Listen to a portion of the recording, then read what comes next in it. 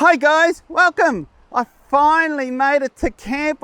Can't tell you how happy I am. I'm finally camping. This is my first camping trip since we've had that lockdown in the coronavirus. Actually, it's even been longer than that because I generally don't go camping during the summer months. So there's that break there as well. So this is my first camping trip for the year, and I'm so excited to actually show you a little bit of the area and show you what this campsite looks like that I've got set up here and what I've used them for this trip. So stay tuned.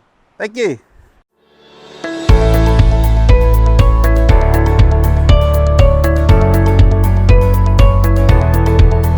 And as you can see behind me, I've got my camping set up.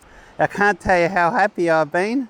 I've been here since yesterday. The iCamper is all set up there. So it's a sandy site, hence we've got the floor here, the sea gear matting.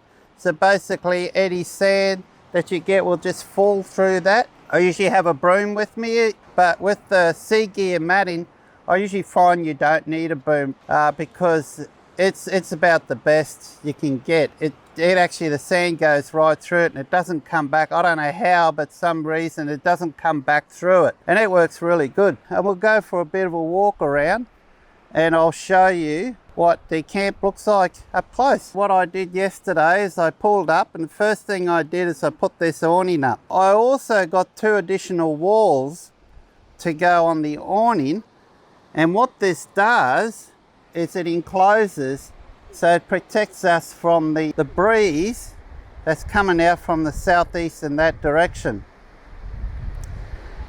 Now there's not a lot of wind today, so it's absolutely perfect. So I've got my camp set up in such a way that we're protected from the wind. Now it can get quite blowy here. This is not normal. There's hardly any wind here. Normally you're very exposed at this spot here. So I'm prepared for that. As you can see, I've got the awning and I've got the iCamper turned back towards the breeze. These are Safari 250 watt high voltage solar panels. Now I have spoken about these in the past. Basically what you see here is that folds up to no more than 1 inch thick, and I've got legs that on the back that you just clip in. They've got clip-ins at the legs. So it weighs roughly 8 kilos or thereabouts, but that's high voltage. So if you incorporate that, MPPT for short, solar regulators, you can actually buy them that are specifically can be used for high voltage solar panels, as well as your standard 12 volt ones as well. Now there's a lot of advantages in these particular type of solar panels, okay, because they're such high voltages. You don't have as critical drop in voltages as you do with 12 volts, so you can get away with lighter duty and much longer cables. So I've got like a 10 meter cable here with an additional three or so meters attached plug-in at the back that goes to my AGM deep cycle battery. So I'm running 120 amp kick-ass battery. Being it's AGM, maximum I can use of that is about 60 amps. But that's more than enough for me, because all it does is just charges me phones, me cameras, runs the LED lights and runs my fridge freezer. As soon as the lights hits this, you basically got right up around over 17 volts. Now in general, a solar panel system, 12 volt system, won't charge until your solar panels produce more than 17 volts. So these are what they call early and late solar panels. So what that means is that as soon as you got a bit of sunlight on these, being at their high voltage, the voltages are much higher than 17, so it starts charging your battery system much earlier than a conventional 12 volt solar panel system does. Personally, I think it's the future. I'll show you around the back here. So that's the leg system, how it works. So you can see as they're clip-in, so they're adjustable as well. Portable shower set up here. Now I do have another shower that attaches to the awning. There's usually a bracket along there that attaches to it, and it basically just folds out and sets up within a minute and puts away within a minute. but I'm not able to use that because you need a roof rack as such, and because I've removed the roof rack now for the iCamper, so I need to get some sort of a bracket made up so I can fit my ensuite on there. But I do own this double deluxe ensuite from a company called Julka here in Australia, which is based somewhere down in Melbourne. So I use that as both a shower and a toilet as well. Set up in the back of the vehicle, as you can see, I've got the 75 litre kick-ass fridge freezer. So I've got one compartment run as a freezer, I've got the other one running as a fridge. The drifter drawers here, and I'm not using the pull-out kitchen. I'm actually using the bigger replacement drawer with it. And I basically make the front part of this as my kitchen. Well, it's actually the whole thing is a kitchen. I've got pots and pans and so on, and gloves, etc. at the back. Down below here is more plates and that, and I've got a cutlery drawer here as well. So I tend to like to use this as a kitchen, but what I do, I still like to have the table out the back. But even though I've got this table here, I don't generally, it's got the fold up legs underneath. If I can show you. So I can totally remove that table. So you pull it out about 3/4 of the way out. Perfect table to store the products on as well. Now the other table I generally use when I have that system is this table here from OzTent. So it packs up into like a suitcase tile thing. As you can see, it's got the handle there just at the end there. So it packs up like a suitcase. Doesn't take up much room. It's very light. But the other thing I love about this, look, that's aluminium, and that's fairly sturdy aluminium. If not all the tables I've seen out there have got very thin plywood on them. So it's so sturdy.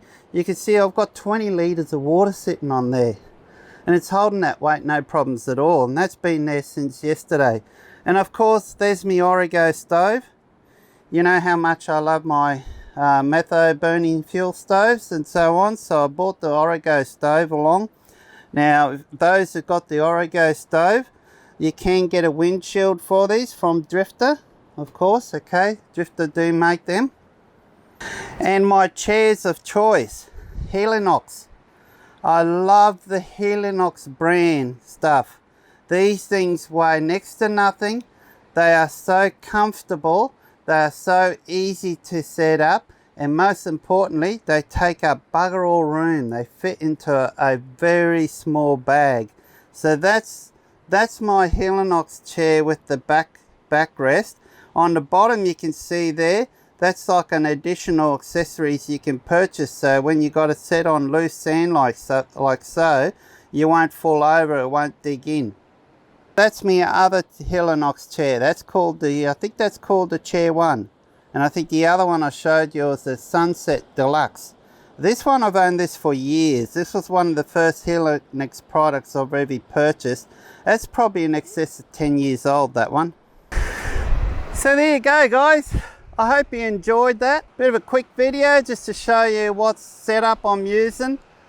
Now that setup did not take me long to set up. When I arrived at camp yesterday, we arrived at camp. We left home at 11 o'clock and we were here just after 12. So easy going, easy forward driving. It only takes an hour to get here.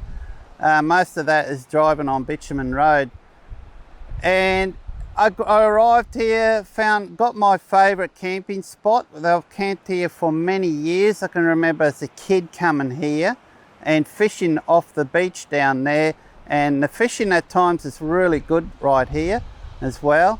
We had a ball. It's like a family place, the whole family. We tend to gather here a lot at times as well and go camping here as well. That's my setup. As I said before, you arrived at camp, we got here and we set up camp. First thing I did is put the awning out. Once I put the awning out, I popped the rooftop tent up. And as you know, I've got the X-Bed mattress in there. So the first thing I did is I popped the valve open on the mattresses and I just left them up there. And then I went ahead and put up the 2 walls. Next thing I did, I went back up to the tent there and fixed the bedding up. I then put the the pillows and the doonas up there and set that up correctly. Came down and then I placed the sea gear matting down and pulled out the table, and that was basically our camp. I took me time. I just went very steady, so I hardly put up a breath and so on, so it was just thoroughly enjoyable. And then I just sat down and had a nice cool drink, and also got the Bellman coffee espresso machine out and had a nice little latte as well, so which is what I'm going to do again soon. But I promised the girls we're going to go for a bit of a walk up that direction shortly, because there's a nice little creek up there. So what I might do is take you along with me, and we'll go up there and have a look, and I'll show you around the area a bit.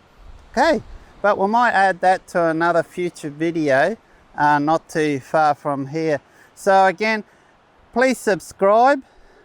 Today's video is more of an overall look of my campsite, how I got it set up for this trip for 2 nights. Anything more you want to know about any of the products down here that you see behind me, anything I showed you, just comment down below. I'll do my best to answer. And any other videos you want to see, and as I mentioned before, if you subscribe, it'll help my channel a lot, and that way I'll put out more videos, try to improve the quality of them as I go on. So till next time, thank you for watching. Cheers.